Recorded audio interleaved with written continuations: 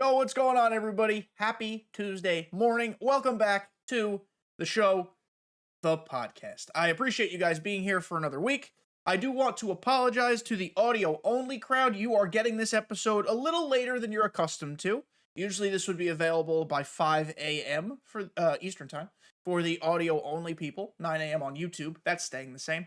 The reason being is I got home yesterday, as in yesterday, the day before you're listening to this, from my big final weekend of my busy season of work in North Carolina, and it ran me into the ground, and I slept basically all day yesterday, including through the period of time at which I wanted to record this episode. So what did I do? I'm a loyal person.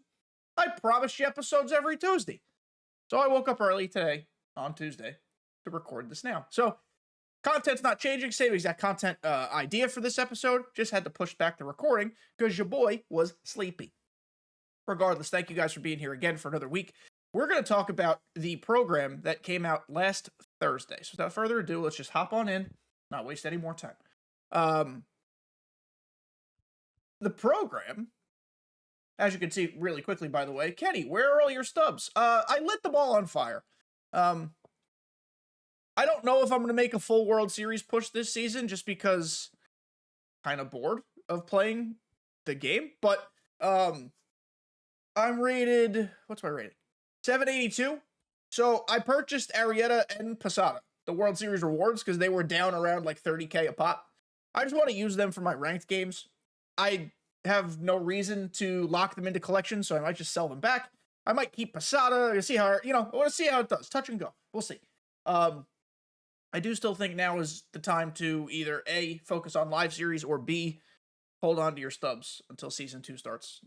Don't do as I do, do as I say. But regardless. So we're going to talk about this program, right? On Thursday, normally it's a Friday content drop because it was Memorial Day and SDS probably had the long weekend off. They dropped it Thursday. The recap program.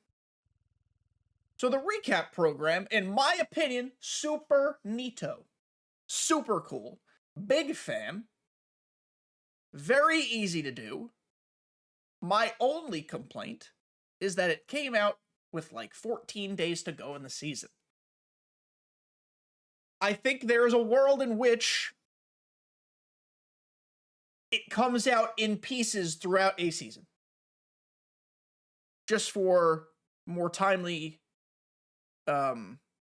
content where you can use the cards from these packs. Like by the time right now you get this pipeline pack, all of these cards are useless to you. Maybe for a theme team. That would be the only sense, but that's an outlier, so we're gonna pull that out. We're not gonna count that. But like, those cards are useless. The Show Classics cards, getting better, but still, not like super useful to you. Same goes for the next pipeline pack. Now we're starting to get relevant. So I would say at about 75% through the program is useless by the time you get there. But here's why I liked the concept of the recap program. And why I think ultimately, even if it's got some kinks that need to be worked out in terms of timing or pacing, it's a good thing. First things first, address the fact that the cards are no sell. Yes, I understand why that bothers some people, and I'm not here to tell you to not be bothered by it. But I think the point of the recap program is less to get you the cards from the packs you want to use, and more to get you the cards from the packs you simply don't have to fill up your collection binder. I think this is an avenue for completing collections, not an avenue for directly improving your lineup. Though, of course, there's going to be overlap in these situations. For example, out of my Season 8 Awards free pack, I pulled Ketel. Wowie! I didn't expect that. And it was unfortunate that I couldn't sell a 90,000 stub card, but I also kind of wanted to use Ketel, and he's my second baseman now. So, like, that's a rare, very lucky circumstance. Also, I don't hate that they're no-sell, considering the fact that you don't have to do anything to finish this program. Like, if you've, and I know not everyone has been keeping up, because the game's been somewhat boring. I get that. But if you've been keeping up, you don't have to play a thing to finish this. You don't have to do a mission. I ended up having those done just through, like, playing the game. You don't have to do any of these missions. Nothing. Nada. Storylines. Collect these cards. Done. That's it. You get 3 points for collecting everything it says to collect here. You get 2 points, 2 points, 2 points, 2 points, 6. 6 whole points for having Bobby Witt. 2 points. 6 more for Mookie. Team Affinity. Have you been doing it? Bingo bango. Just in Team Affinity alone, if you have these 3, 4, 7, 10, 14, 17, 21.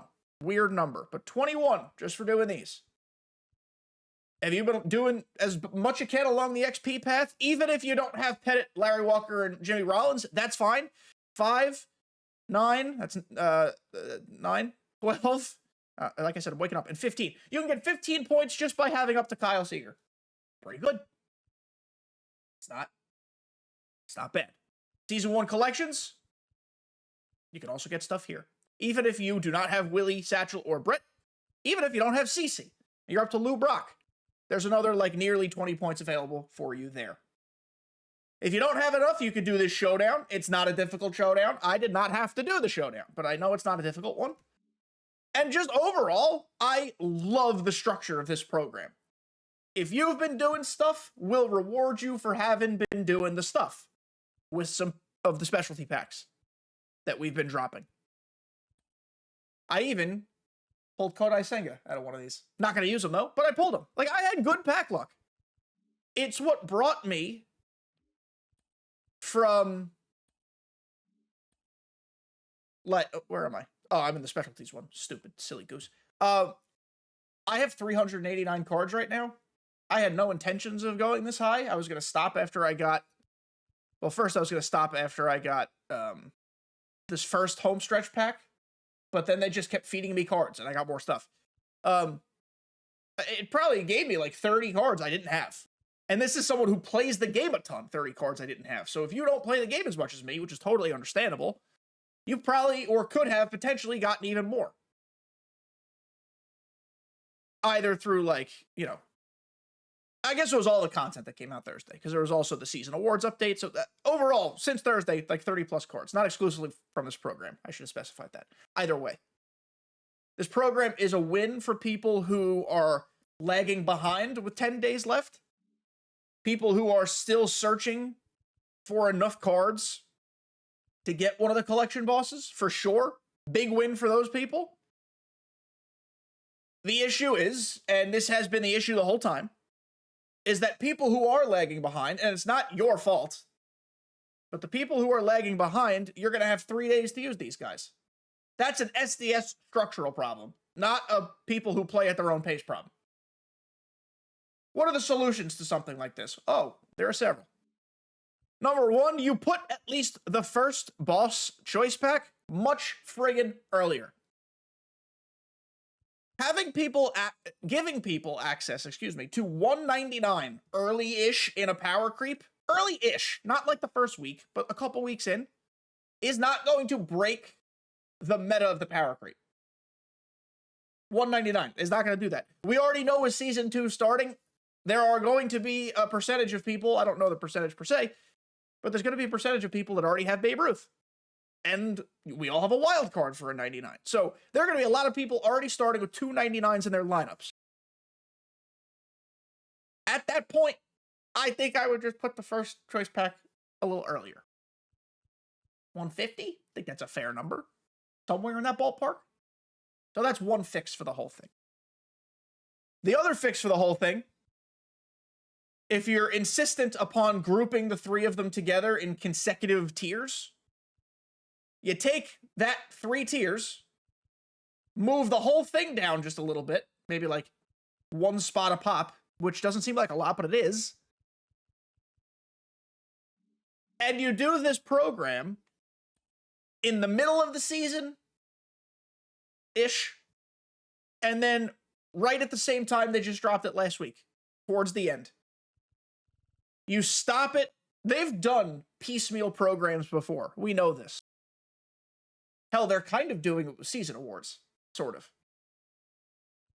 But, like, you just split this program in half. You could do 75 points, team affinity point, not team, program points, whatever they're called, in that first drop. And then you get the other 75 at the second half. What does this do? It accomplishes several things at once. It allows people to get the specialty packs that they're not spending stubs on. And I understand wholeheartedly that the business of SDS this year is to get people to buy stubs so they could buy the specialty packs. This would hinder a lot of stub transactions, but by the time this would come out in Season 2, I think so many people are already gone off the game that maybe stub transactions aren't even a factor anymore. I don't know. Regardless, this would allow people to have the fun of opening the specialty packs. This would allow people, especially if you put one of the bosses really early in the collection path, so to speak, to have a player that they are striving to get, and you can use that player for several weeks before the season's over. You can keep them no sell. It's fine. Is it perfect? Absolutely not. Of course, I wish I could sell any card that I earn, but considering the ease of this program, I don't feel like I earned any of these things. When I did all of this stuff, all the programs, these are the cards I earned. I worked for these. Just by recollecting those cards again to get these packs, I didn't earn anything. So that's just my vantage point. I love that there's a little bit of a stub infusion. Not a ton, of course. The XP infusion is phenomenal. It's going to help people along the XP path. That's another daunting task for a lot of people who don't play as much, or maybe who don't play as efficiently as some others. Play the game how you want to play. You should not have to play the game with the XP capped progress in mind. I think that's silly. That's kind of a problem with what they've introduced this year. You should just play whatever mode you want, and XP progress be damned. But by infusing XP into this path, it helps people by getting the content, getting the cards, filling out collections, and progressing in the XP path. Plus, when they dropped this, it was a double XP weekend, or a quadruple XP weekend, whatever the fuck they call it. It was double XP weekend, quadruple the cap. That's what it was. So if you do that same exact thing, double XP, quadruple cap, twice a season with this program coming out, we're talking about people making progress and getting the cards they want to use. You can make this halfway point, the 75 thing, you can make it another mini boss. Like if 99 is the end goal of every season, for obvious reasons, maybe this one's like a 97 or a 96 or something like that. It doesn't even have to be another one of like the favorite cornerstone players, though I do love that I think that's kind of cool. They're like, this was your favorite cornerstone, let's make him juicy. Chev made a really good point. It would be cool if this was like an upgraded captain card.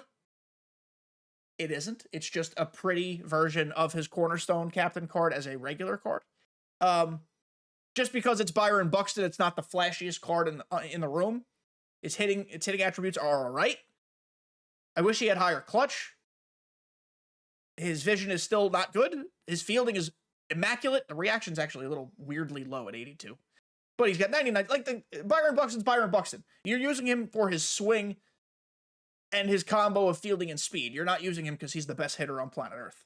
But for some people, that captain was the best hitter on planet Earth. I digress. I'm getting off path. This program, structurally, was done very well. It kind of felt to me, though, like it was a little too late of a move for people in my position. Someone who plays a lot. I don't play every day anymore. You guys should be proud of me. I've stepped away a little bit. But I do play more than the average human being, for sure. Without question. This was a program catered very much toward the casual player. And that's good. It allowed people to make progress. This year, and this is anecdotally speaking, because it's just from me reading the internet, it feels like it is truly a game of haves and have-nots in terms of at least prior to the BR fix, if you were able to go flawless a bunch and get a bunch of stubs, you can get whatever cards you wanted, and the collections didn't matter to you because you could easily fill them. You were getting a ton of XP. You were able to do your thing. The have-nots felt a little left behind because stub making is so hard. Card collecting this year is more difficult. And this is a good make-good program for those people who felt like they were being left in the dust a little bit. Again, it's a little too late. Conceptually, it's very good, and I like where their head's at in terms of giving this a try. I enjoyed this. It was a reward for people who do play the game much like me, because like I said, I had this entire program done as long as it took you to hit enter on all these collections. 7 minutes? 8 minutes? Like, it was very simple. Then I had a blast opening some packs. Who doesn't like opening packs? I got a wheel spin out of it from the XP path, pulled diddly duke, but that's fine. Very, very fun idea. A rewarding idea for a content drop. It's just one that needs to happen more during the course of a season. Obviously, you can't call it a recap program. Maybe you can call it, there's nothing wrong with calling it a catch-up program. The Season 2, when it comes out, catch-up program. We're halfway through the season, and right up at the ass end of the season, you get to do all these collections again to get the cards you want, or fill out collections, or whatever. Like when you guys are listening to this, which is the day I'm recording it, you have 10 days to go. It's not a lot of time to use the cards you want to get. Like, it kind of stinks. What's the calendar say? Oh, this was worth talking about, too. On June 7th, that's when the new season starts. You can progress faster in your XP path and earn XP bosses earlier. That's good. XP bosses, though, not collection bosses. XP bosses. Still, I like that. You can complete your Head Start goals now to unlock the first wildcard slot from XP reward path on day 1. So you're not going to be given the wildcard spot off rip. You'll have to advance to unlock it. Good to know. They also talked about where you can use certain cards. This is a nice fresh update. You could build Season 2 squads in Ranked and BR, but you can use any cards you've ever unlocked, ever, in Ranked Co-op and some mini-season and Conquest maps. I think, even though Co-op still sucks in terms of connectivity and all sorts of other problems, bugs and stuff, this is going to increase people's want to play Co-op. So that's kind of cool. And then you can earn your wildcard slots along the XP reward path. We knew that already. Fuck's the calendar? Am I high? Is there no calendar right now? There's no calendar right now because there's nothing to do until the new season drops. That sucks. That's pretty dumb. Maybe I could go on the app and get the calendar up. Please hold. Please hold. We'll do this live. We'll do it live. This is a real production here, folks. By the way, there is potential next week that you will see a giant, beautiful, brand new, sexy microphone. The microphone is right there. I'm staring at it. It's right there. I just need the pieces to connect the whole thing. And I know there are rightful complaints at times, more constructive feedback than complaints, that my audio is bad. Oh, I know. Or at the very least, it's inconsistent. I am not an audio engineer. And every day I fire up this system and record and edit and post, I'm stunned that I was able to do such a thing because I am not technologically savvy. In fact, it all still intimidates me, and I've been doing this for like 4 years. But don't worry, we're working on it. I promise. I want the best stuff for you guys. Plus, it's kind of a thank you. Like, yes, I get a cool, shiny new toy, but YouTube's been popping off so much that I'm kind of able to afford a nice new mic and stuff. So, that's that. All right, let's check to see if there's a calendar. No, there's not. We're getting a Lou Gehrig Day program this week. I guess that's it. There's a season award drop this week, and then season 2 begins. So that's the live content schedule. But either way, neither here nor there. We're talking, or we have talked about this program. I am so curious what your guys' thoughts are on the timing, the execution, the structure. 3 things. Timing, I think we're all going to agree it's probably a little too late. Execution, though, I think this was executed well in terms of their goals and what it did for us. Structurally, like I said, large fan. I'm just going to be honest.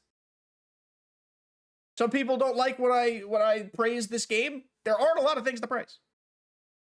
I'll be honest with you. But you guys know I call it as I see it. And at least structurally, I think this is a great idea. And executed well because it required no time for a lot of people to do. Just had to recollect stuff that you've already earned. That's it.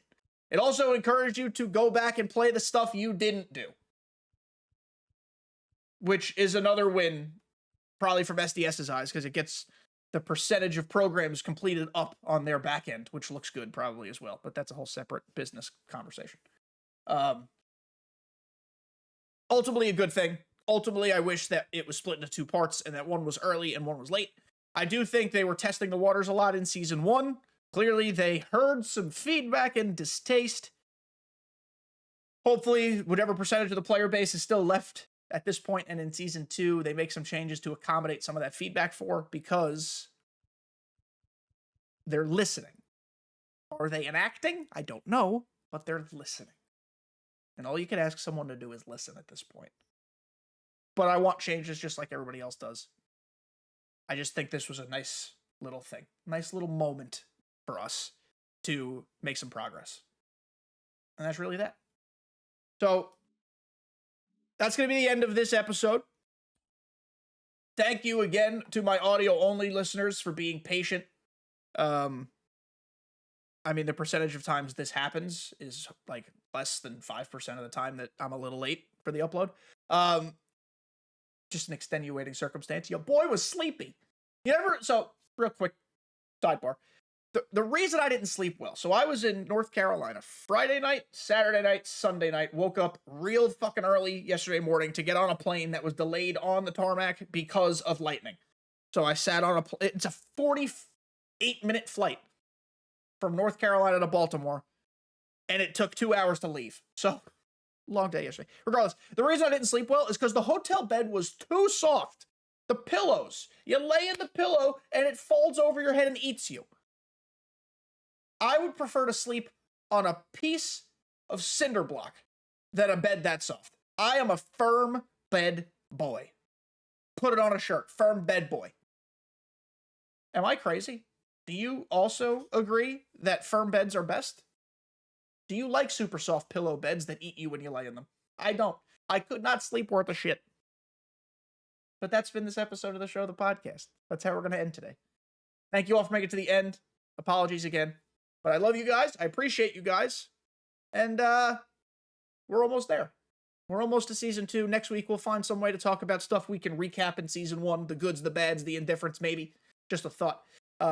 We will soon also talk about, maybe not on the podcast, but in another video, potential wildcard opportunities. This week's How to Pitch With on Thursday is going to be Jake Arrieta. And next week, I had a great idea in the comments, or might have been from Discord. Either way, great idea from somebody. Next Thursday's How to Pitch With video is going to be core live series Shohei Ohtani, because he will suddenly become relevant again. So I think that's a great idea. So that's the content coming up. That's it, though. I love you guys. Thank you for making it to the end, and I will see you next time.